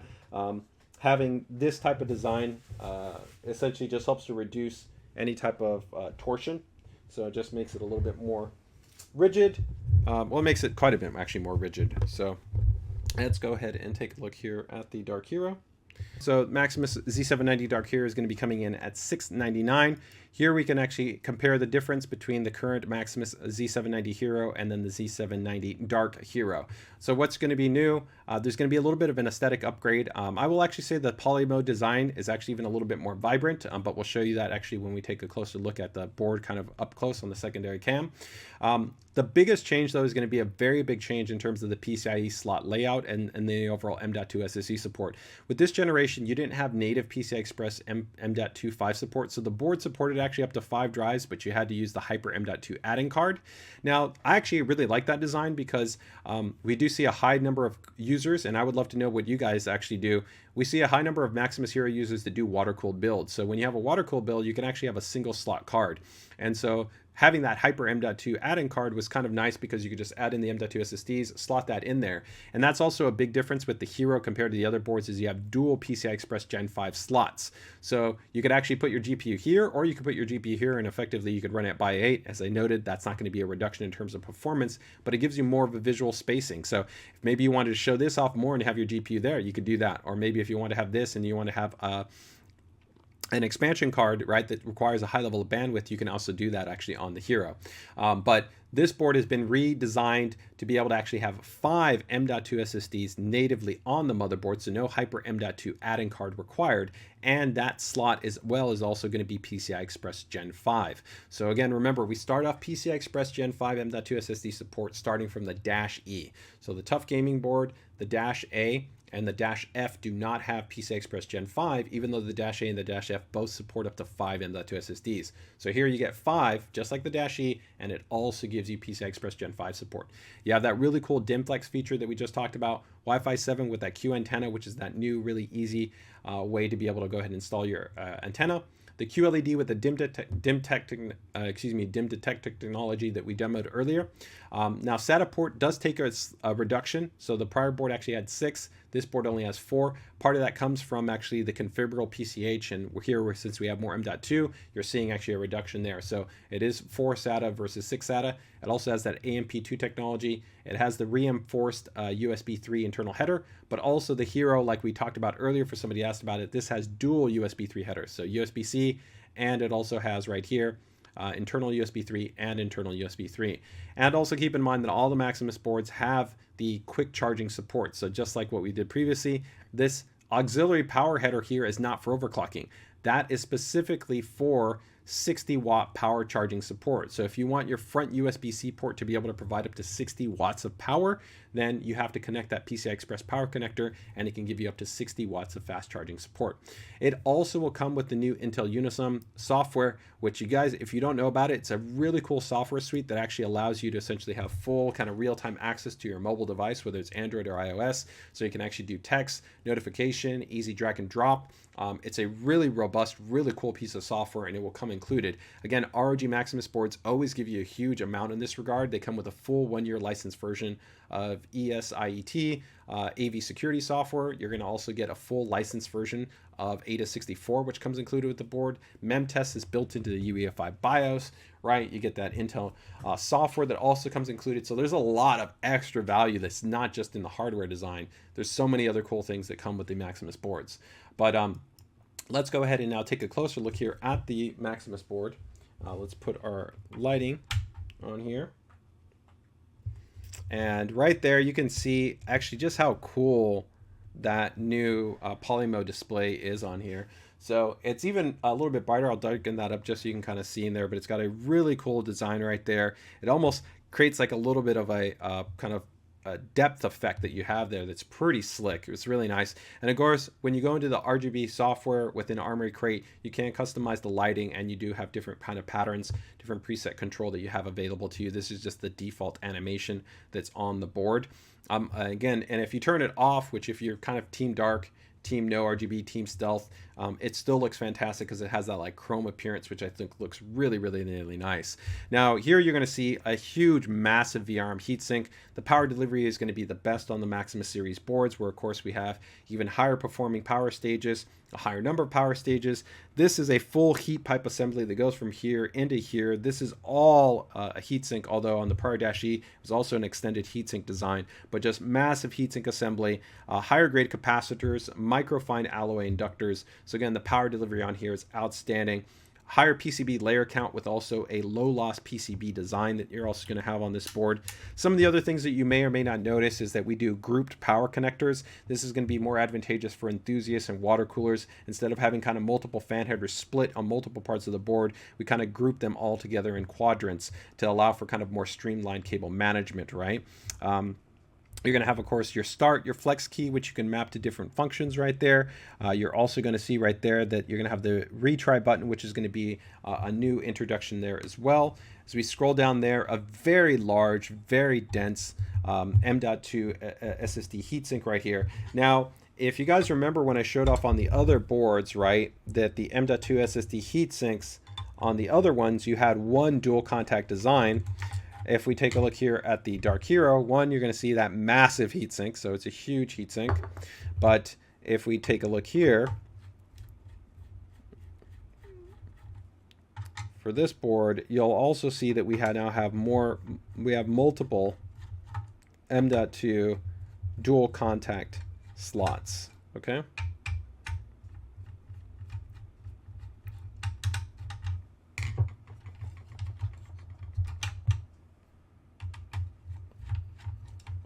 And I'll pop in the chat and the questions right there. So here you can see that you've got 1, 2, 3, 4, 5, and 3 of those are going to be dual contact. So compared to the other board where you have one dual contact, You've got 1, 2, 3 dual contacts, so that's going to be another upgrade. You've got the quick release design. You have, of course, that 60-watt charging. That's 20 gigabits. The USB 3 there.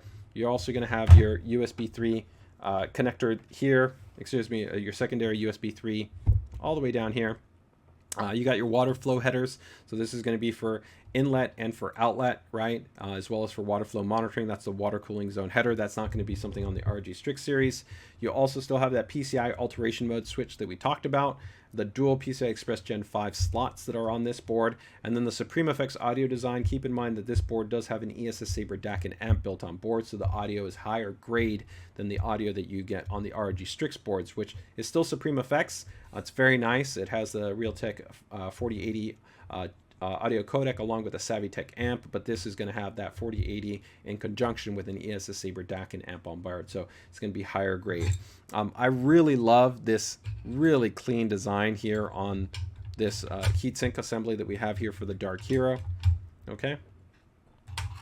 And then in terms of the rear I/O, I will show you the rear I/O, but that gives you just a look right there at the Dark Hero. Looking really, really nice. Looking very premium. Let's go ahead and take a closer look here at the I/O. For the I/O, the big upgrade you're going to get here, right? So you got 4 USB. Those are all high speed, 5 gigabits, 10 gigabit, 10 gigabit. But then here, this board has Thunderbolt 4, USB 4, right? So you're going to have essentially 40 gigabit space throughput. So ultra high speed. So if you wanted the fastest based I/O, then this is going to be the board for you. The other boards, remember, you have to buy the Thunderbolt 4 add-in card if you want Thunderbolt connectivity. Then you have USB-C. So you've got 3 rear USB-C on this board. Then you can also see your remainder of your Type A ports. So that's going to be 4, that's going to be 8, that's going to be 10, that's going to be 12 ports, HDMI, clear CMOS, USB BOS flashback, 2.5 gigabit Ethernet, Wi-Fi 7 with the Q antenna design, and then multi-channel audio out with the optical out. Why does the Hero have 2 CPU? Pretty much all of the actual motherboards have 2 CPU power connectors. So even actually the TUF Gaming motherboard has 2 CPU power connectors. So if we actually go over here, I think what they're asking me about right here is this guy right here. Right? Why is there 2? That is just actually for load distribution. So actually the pins that we have here, if you'll notice, these pins are very thick. So for years, we actually have now been using what we call our ProCool power connectors. These pins are actually thicker than standard pins, so they actually have better transmission of efficacy and efficiency, and they also have a higher current handling. So actually one of these is already higher performing than a standard one, but 2 of them actually allow for just better actually current distribution and current handling. It also will reduce temperature at the contact for each one of them, but all of the boards actually have this. So the TUF Gaming board actually has dual CPU power connectors. The Strix board has dual. The Maximus board has dual. So you're fine if you want to just connect one, but of course if your power supply has dual, then you would want to connect both. Here's the product page for the Dark Hero. All the links are in the chat. Excuse me for that. So AiOC, again, is on all the motherboards, so that's not a differentiation point. Wi-Fi 7 is on everything except for the TUF Gaming board. All the boards have AEMP II. We talked about that the Dash E also has PCI Express Gen 5 support. AiCooling is all the way down to the TUF Gaming motherboard. Thunderbolt is going to be specific to the Maximus board, so the Dark Hero. The polymo lighting will be specific. The highest grade power delivery will also be specific as well. We talked about things like the dual front USB 3 is also going to be specific to the Maximus Hero board. The water cooling zone headers is specific to the Maximus board. The ESS Saber DAC and AMP, which is on the Supreme FX audio design, is also exclusive to the Maximus series motherboard. The higher grade PCB, so it's a higher PCB layer count. It also has a low loss PCB. It's also going to be specific to the Maximus series motherboard. Now, one of the other cool things for overclockers is going to be something that is called differential dye-sense voltage monitoring. This is a more advanced form that requires actually a hardware design to allow for actually a more accurate voltage readout. So actually our Maximus series will give you the most accurate readouts in software. In a non-differential dye-sense voltage monitoring, you still get readouts, but you will not actually necessarily get the most accurate readout.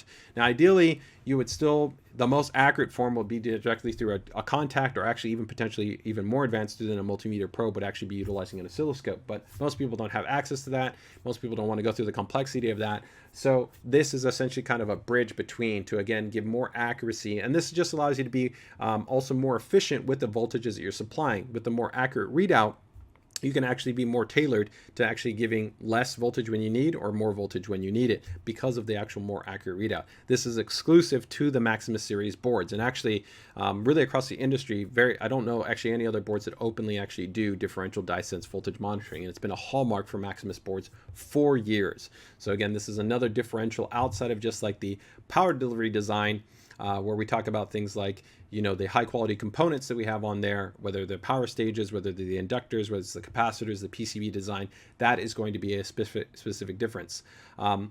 Now, you also are going to have actually a more advanced power delivery design for the actual DRAM as well. That can be beneficial at actually also running higher speed memory with sustained loads. We talked about, of course, the higher performance VRM heatsink assembly, right, with, of course, the multi-stage heat pipe design that is also present on the board as well, okay? And then, of course, for the M.2 SSD heatsinks, we talked about how this board has 3 M.2 dual contact heatsinks, right? So essentially, you can have 3 of those dual contact designs, whereas on the other motherboards, you're only going to be getting 1, right? So those are going to be the vast majority of kind of design differences. Here, just I touched on it earlier, but this is actually the software suite that I was talking about, where we have now integration to let you know more information on the directionality and essentially positioning information for your Wi-Fi.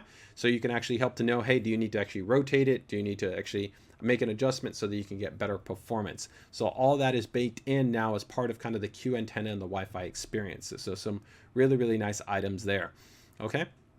Don't need to really touch on any of those parts. This board does also continue to come with our AI networking technology, which is essentially our game first packet priority suite. This has now also been fully integrated into AC as opposed to being a separated piece. So if you do want more robust control for kind of packet prioritization, then you do also have that available to you on this board. And keep in mind that the AIDA64 license, that is a full licensed version that comes included. So that's great for stress testing your system, for doing performance checks, all that stuff that comes included with the board. So that is going to be the Maximus Z790 Dark Hero. We're now going to get ready to actually talk about the Apex board. All right, so here we go. Apex Encore is going to be coming in at $649. Okay, so what do we have in terms of the features or the specification differences between the prior Apex, right? But again, this is also going to be, you know, you could be coming from other boards. So keep in mind that some of these differences will apply too, right? If you're not aware, the reason why this board only has 2 DIMM slots is specifically because, of course, 2 DIMM boards, in terms of this topology, it has superior signal handling. There's actually what's called lower signal reflection. So if you're really interested in very, very high DDR5 overclocking, so 7800 MT, 8000 MT, 8200 MT, 8400 MT higher, this is going to be the board that you're really going to want to focus in on, because you have an increased probability in terms of success rate at higher overclocking, even with the same CPU. If you took the same CPU from a Hero and then you ran that same CPU on the Apex, you would get higher DRAM overclocking because of the 2 DIMM topology as opposed to the 4 DIMM topology. So that's an important differential point. Now, in terms of the specification upgrade, this board is also going to now be 5 M.2 SSDs. So it will have 3 on the board, and then it has the DIMM.2 add-in card. We'll talk about the DIMM.2 add-in card for those of you who don't know about it. But you now have also PCI Express Gen 5 natively on the motherboard, not via the DIMM.2. DIMM.2 is still limited to PCI Express Gen 4, but it does have Gen 5 natively on the motherboard. You have the DIMM Flex technology that we talked about, Wi-Fi 7 with the Q antenna, the QLED with the DIMM Detect, revised PCI slot layout, right?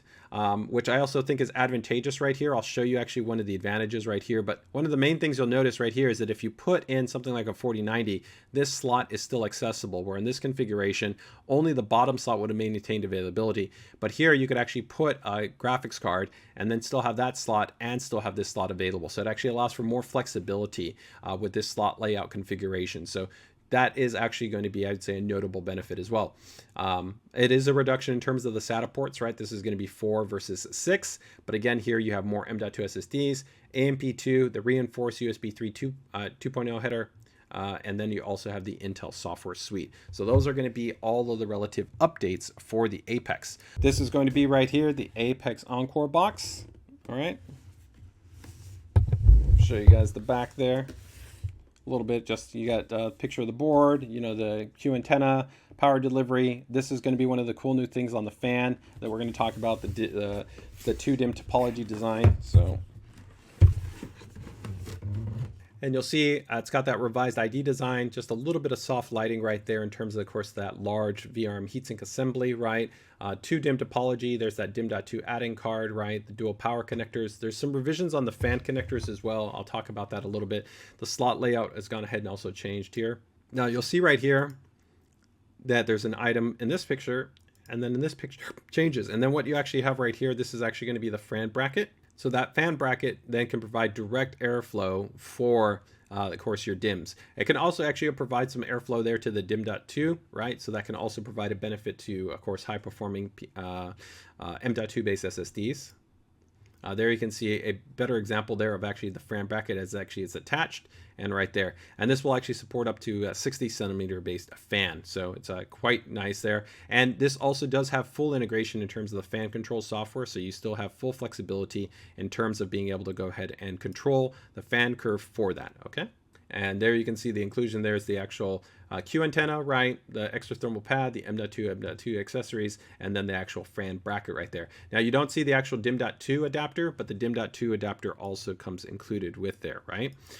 So let's go ahead and show you guys right here how some of the key elements as we take a look here at the apex. You can see just that nice kind of, I really love this design here on the apex where it's got this little bit of the underglow that's right underneath the VRM heatsink. I love the way that looks. Of course, the dual power connectors. Keep in mind that for the fan headers on the apex, if you see them in white right here, they also say FS. That means it's a full speed fan. Of course, SMD capacitors right there, low profile. That's going to really be for the overclockers, but it does give us very nice performance as well. Ultra high performance power delivery design on here, really flagship level. Do keep in mind though that the way that the power delivery is spec'd in here, there's no actually power delivery for the iGPU. So that's the reason why this board actually does not have integrated graphics out like the Hero or the Formula. So keep in mind this is really purpose built for somebody that's always going to be using a discrete based graphics card. Okay, here's the DIMM.2 add-in card. So if you've never seen the DIMM.2 add-in card, that's what this guy is.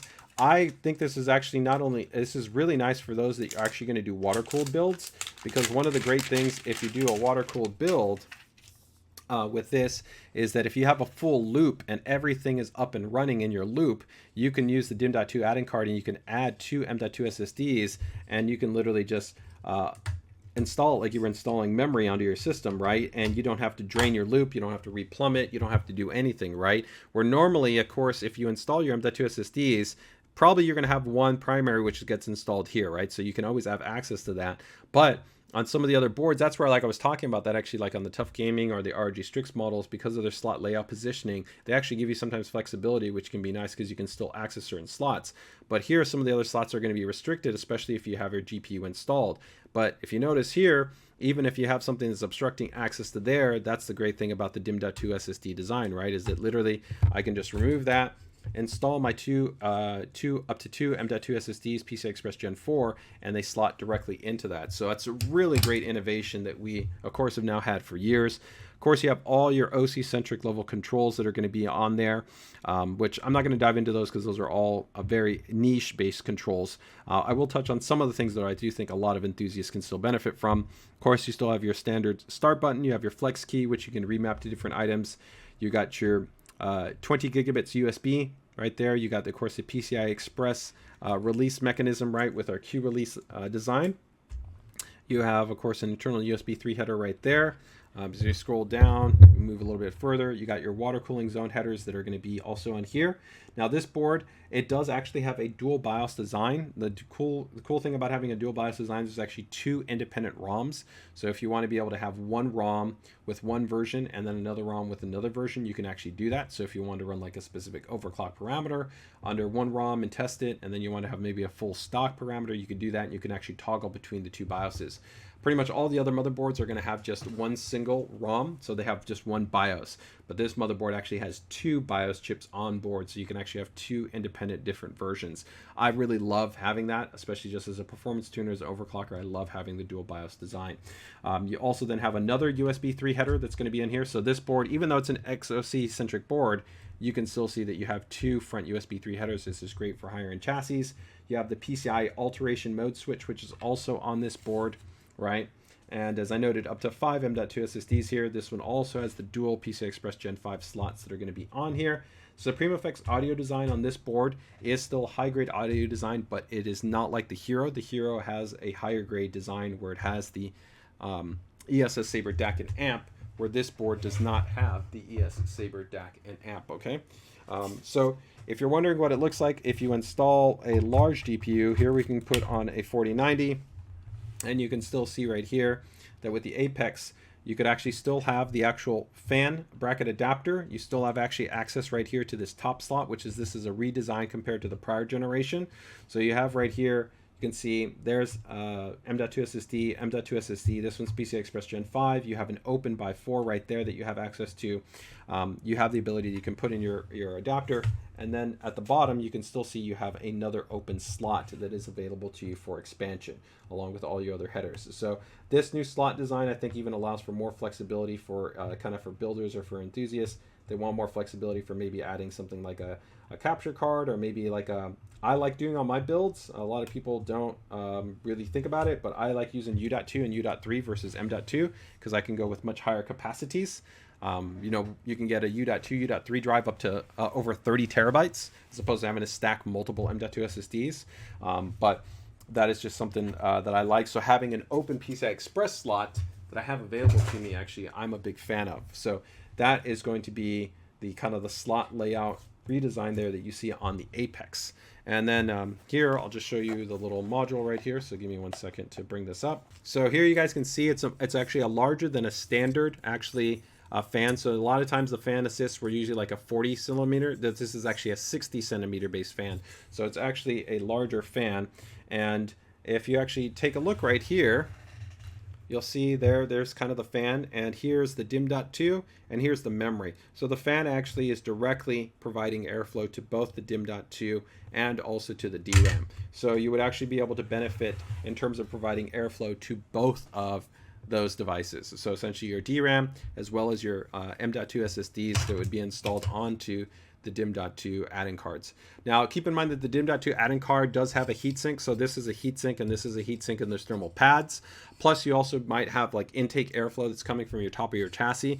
We generally find that the thermal performance is very good on this because you've also isolated it away from other hotter spots that are generally on the motherboard. So generally thermal performance is already quite good there. Is the bottom PCI slot? So yes, the bottom PCI slot, that is just like the Hero. So that's one of the kind of the value points specifically when you talk about like the Maximus series, is that you get the dual Gen 5. This slot right here is a physical by 16 or by 8, and then this can also be a by 8. So you can essentially run a full GPU in there. So if you wanted to run like a single slot GPU, you could pick the top slot or you could pick the bottom slot. Even with a 4090, the performance is the same, so it doesn't matter. So yes, that is a full kind of performance GPU slot that you have available to you. You can go with either that top slot or you can go with that bottom slot. So somebody asking about, is going to be a bigger supply for the Apex. So the Apex is always produced generally as what we call a limited production board. So I would say that we know that there's definitely was a lot of demand for the Apex. So I would say that there's going to be a healthy level of inventory. But as always, if you are interested in getting a board like the Apex, then we strongly recommend you get it, because actually all of the Maximus boards, with the exception of the Hero, are considered actually a limited production. So our Extreme board is considered a limited production. The Apex is considered a limited production, okay? And the Hero, though, is always considered kind of long-term production board. So let me go ahead and get ready to pull out here the formula, and we'll get ready to kind of wrap things out. All right, so the Maximus Z790 formula. Again, this is pretty exciting because, of course, we didn't have a formula previously for Z790. The last formula we had was Z690, and there's actually quite a number of changes for this formula. So if you're excited about this board, there's actually a lot of stuff that's actually changed here. So let's go ahead and take a look at it here. All right, so let's first, let me actually answer this question. I think this is a really quick question. The formula has always been water cooling focused. And actually, I'm going to actually say no. We spec'd the board to be able to complement water cooling, but it's not inherently only water cooling. So for years, the design for the VRM heatsink and water block, which is actually this portion right here, was always been what's called a hybrid design. That means it can run entirely passive, and actually most formula users do not water cool the actual VRM. They buy the board because they love the shroud design, and then they maybe want other spec that the formula brings. So from a spec standpoint, the spec is still going to even still be higher than the Hero, so you still get other upgrades. So whether you're buying it because it might be white, whether it's because it has the OLED live dash display, whether it's because it has 5G networking on it compared to just 2.5G networking, it's not just that it's water cooling. Actually, we probably see the highest level of water cooling uses amongst the Hero, where users they'll just use a traditional CPU block, or they'll also use maybe something like a monoblock, which a monoblock will cover both the VRM and it will also cover the CPU. But in terms, do we design it to complement water cooling enthusiasts? Yes. So if you are going to do water cooling, you can. But again, you could just be water cooling the CPU and the GPU, but you do not need to water cool the VRM. You can run it entirely passive just as it is, and it will be entirely fine. The quality of the components and the internal heatsink itself is actually very, very effective at still providing you very good thermal performance. So it's not a water cooling requirement, but does it complement water cooling enthusiasts? Yes. Okay, so we're going to talk about the differences here. Let's go ahead and jump into what is going to be different between this and actually the last version, which was the Z690 version. All right, so taking a look at the versions, the two boards right here, we can see we have the ROG MAXIMUS Z690 formula and then the ROG MAXIMUS Z790 formula. So first off, of course, you can tell just the aesthetic styling difference. They're both, of course, largely white and silver. They look fantastic. This is probably the dream board for a lot of people if you're looking for a white themed build, just because really when you put in memory here, especially if you pick white memory, this board is going to look very, very white, right? So it provides you very, very minimal elements in terms of any additional white. And actually, in my opinion, it actually will seem even more white than what we did with the Apex, even though the Apex has a white PCB. Here you go to 5 M.2 SSDs. So again, that's an upgrade, of course, with PCI Express Gen 5 support, right? Now an upgrade compared, of course, to the Hero and to, of course, the Apex is this also does have the OLED live dash display. The formula is the only board outside of the Extreme that has this 2-inch OLED live dash display. So there you can have information like debug readout information, such as the debug LED. You can also have status on things like USB BIOS flashing. You can have animations. You can have temperature. You can have water flow information. There's a lot of stuff that you can put into the OLED live dash display. There's more high-speed rear USB 3.2 ports on this board, so we'll actually show the difference there. It has the DIMM Flex technology that we talked about earlier. It has Wi-Fi 7 with Q antenna. The actual hybrid chill VRM heatsink block has been entirely redesigned, so it's actually an entirely new design. It's actually now all copper, and then it has actually an enhanced electroplating process, which is even to a higher degree than what it was in the prior generation. So this is entirely different than in the prior generation. The ESS Saber DAC and AMP has also been revised to a different version here with the 9218. We have a drop down in the SATA ports. Again, here there was 6 and here there's 4, but of course you go up to the 5 M.2 SSDs, including the Gen 5 support. You have the AEMP II memory support, the QLED with the DIMM DETECT feature, the reinforced USB 3.2 header, and then you also have the Intel software suite. Now that's independent of the spec upgrade. The spec upgrade, keep in mind, this is just what's new between this formula and this formula. This is not, that doesn't cover the spec upgrades comparing let's say the Hero to, let's say, the formula. If you wanted to jump into the formula, if you were comparing the Dash A to the formula, right, like a whiteboard to a whiteboard, because there's going to be other spec, like take for instance, like this board has 5 gigabit networking where all the other boards only have 2.5 gigabit networking. So those are going to be other differences, right? So let me go ahead and then just get here to our secondary camera.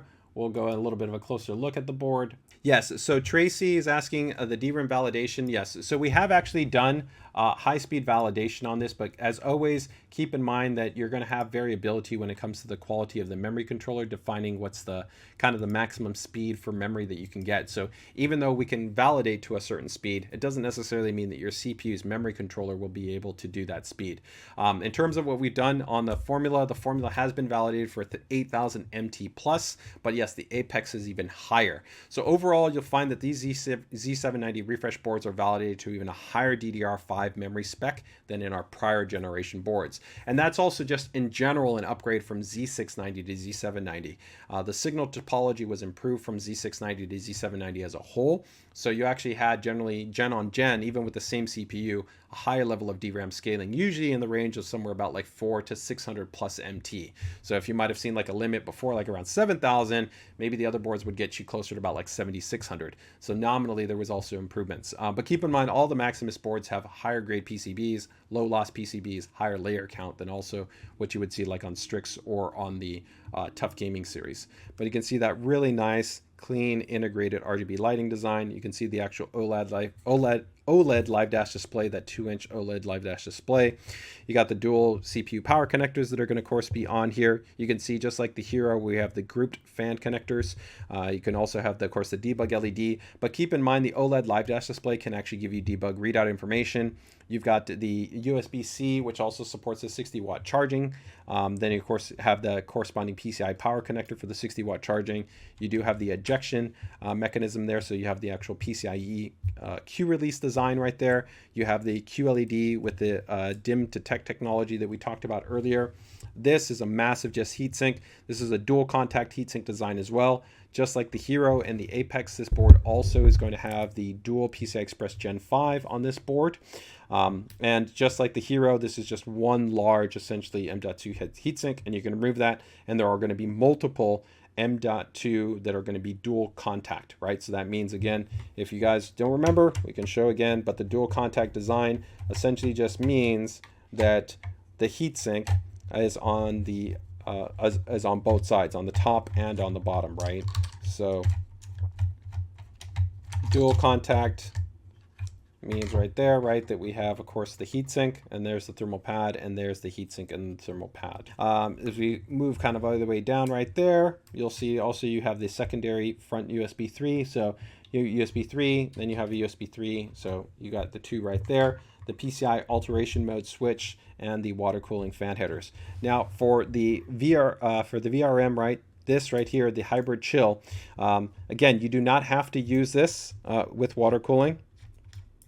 But of course, that's where your course, you can go ahead and connect this to your loop if you wanted to connect this to your loop. But again, even if you're overclocked, right, you do not need to actually use water cooling. So you can entirely actually be confident that the actual VRM assembly, as well as the actual integrated heatsink design, is essentially going to be able to run with stability and reliability even under overclock configuration. Okay, so for most users, like I said, they will probably end up buying the formula and not using this, but for some water cooling enthusiasts, they may want to integrate of course their water cooling loop into the VRM block.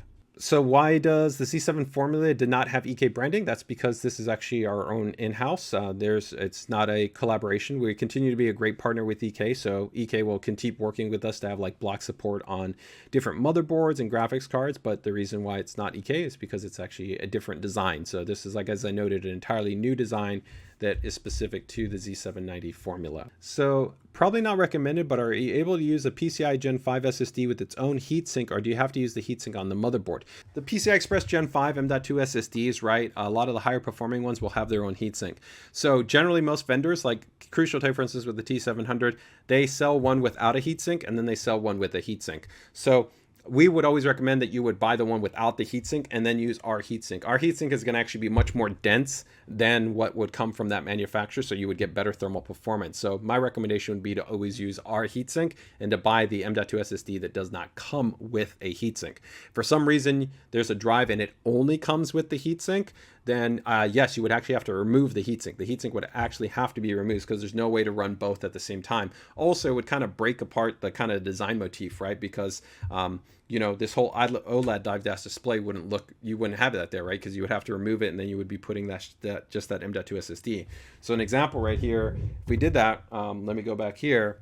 So if you can see right here, if we went back and let's say I took this off just to put a drive that had its own heatsink. So this Patriot drive has its own heatsink. Now this is much smaller. This is only an ultra high speed Gen 4 drive, right? But if I did put that in there, you would see you see a little bit of that. I mean, the thermal pad would be gray and everything, but you can kind of see it would break apart the kind of the look, right? So it really wouldn't be that great, right? Where ideally here you'd be much better off just taking off that heatsink and then putting this on there that way. So that's my recommendation, is if that clarifies kind of what your question is right there. Is the VRM water block? Yes, it's copper, and then it has an actually electroless plating on top of that, which also passed an extensive salt spray test. Let's lastly recap right here just on the redesign here for the actual hybrid chill. So let me go ahead and just move over right here and we'll take a look. So in terms of the new design, for some people are asking, this is actually the way that it looks, right? So you can see the full copper design, the wave fin, the electroless nickel plating design, right, which also has to pass our new salt spray testing, which has even been the application of actually the electroless plating is actually even to a higher degree than we did on the prior version, along with the full copper design, the gasket, the threaded design, and then the metal cover. So that is pretty much covering the entirety of that design. And again, this can be run fully. It can be run fully with no water cooling. So if you want to run this passive, you can entirely run this passive. So you're entirely fine. So overall, guys, I'm going to go ahead and bring up that slide again to just recap there the design difference between the formula, the older model and the newer model, and we can recap. So again, an aesthetic update, 5 M.2 SSDs, right, including PCI Express Gen 5, more rear high-speed USB 3.2. I'll show the rear I/O quickly. The DIMM Flex technology that we talked about, right, which is a hardware-based design. The Wi-Fi 7 with the Q antenna. The new hybrid chill VRM heatsink and block. The revision to the ESS Saber DAC and AMP. A reduction in the SATA ports, but you get more M.2. AEMP II, the QLED with DIMM DETECT, and the reinforced USB 3.2 and the Intel software suite. Okay. So those are going to be all of our items right there. Let me quickly just show you the rear I/O. For USB, that's going to be 5 gigabits. Then you've got 10 gigabits, 40 gigabits, 40 gigabits. So these are going to be your Thunderbolt ports, 10 gigabits, and then 10 gigabits there for the USB. So 3 USB Type-C. So that's going to be 4, that's going to be 8, that's going to be 10, that's going to be 12. So lots of USB, 5 gigabit networking. So that's going to be twice as fast as what's on the Apex or on the Hero, Wi-Fi 7, and then multi-channel line level audio out for the rear I/O. That pretty much wraps up our stream, guys. If you guys have any other questions or comments, feel free to go ahead and join us in our PC DIY group. We're going to have, like I said, more content coming out in terms of the boards. Join us for our upcoming performance live stream, where we'll actually do demonstration of FlexDIMM. We'll do a demonstration of AMP. We'll do a demonstration of AiOC. We'll talk about overclocking expectations for 14th gen. And we'll also have dedicated, smaller kind of focused little overviews for each one of the boards in the lineup coming in probably the next week and a half to 2 weeks. So there'll be kind of a consolidated kind of overview board, which will also include some performance testing there too. So if you kind of want to get a little bit of sense of what's going on there, that'll hopefully also give you some insight. But that wraps up essentially our introduction to the latest generation ASUS Z790 series based motherboards, where we have updates for the TUF Gaming series, the ROG Strix series, and the ROG MAXIMUS series. So hopefully that gives you guys enough information to go ahead and pick the right board for you when you go about either upgrading or building your system, taking advantage of the latest generation Z790 chipset, as well as, of course, any one of Intel's Socket 1700 series processors, whether it's 12th gen, 13th gen, or now the latest 14th gen series processors. So ultimately, hopefully you guys found this interesting and useful. Hit that like button, go ahead and drop us some comments, and join us in the PC DIY group. With that, take care, take it easy, enjoy the rest of your day.